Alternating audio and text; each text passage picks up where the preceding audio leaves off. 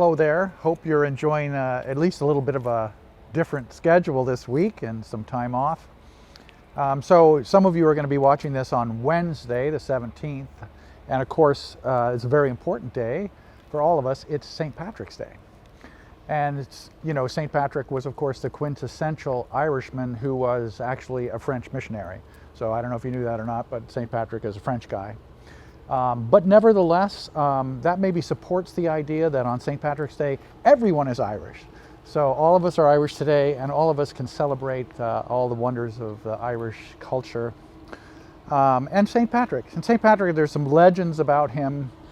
One of them, of course, is to do with the three-leaf clover, the shamrock. This is an actual shamrock. This little weed was very important to St. Patrick because he used it to explain that God is three persons in one, the Father, the Son, and the Holy Spirit. So I thought maybe I'd do a little theological treatise on the triune nature of divine ontology, and then I thought maybe no, I won't do that. But there's another legend about St. Patrick. The legend is that he drove all the snakes out of Ireland. So I thought I'd talk about that for a few minutes because, we all have snakes in our lives that really deserve to be driven away. So I was thinking about what are the snakes in our lives? What are the snakes in my life? I thought of two things. The first snake that I thought about was the snake of despair. Not necessarily sadness, but sadness is okay. It's okay to be sad. It's okay to be down.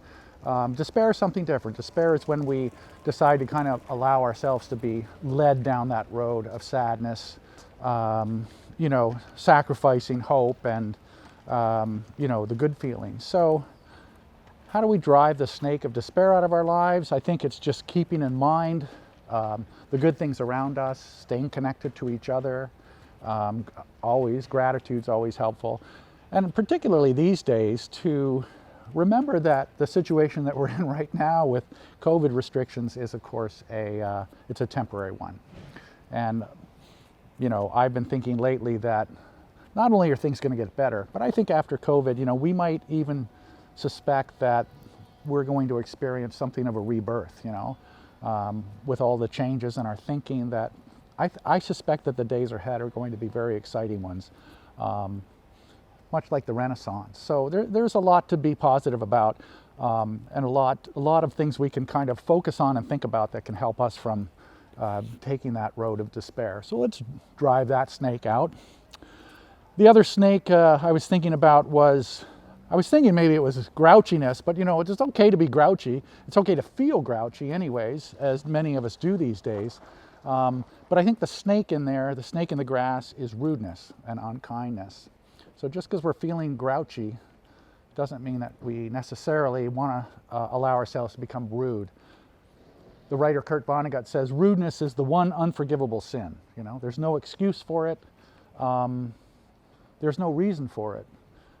It's just really selfishness to be rude to others. And I think it's something we have to watch these days. We have to watch that snake of rudeness. Sometimes I see it slithering through the grass around here, even in the grass of my own mind. So, happy St. Patrick's Day. You maybe have some snakes of your own that you want to drive out, but have a good St. Patrick's Day. Remember, we're all Irish on St. Patrick's Day. And have a great week. On the 17th of March of the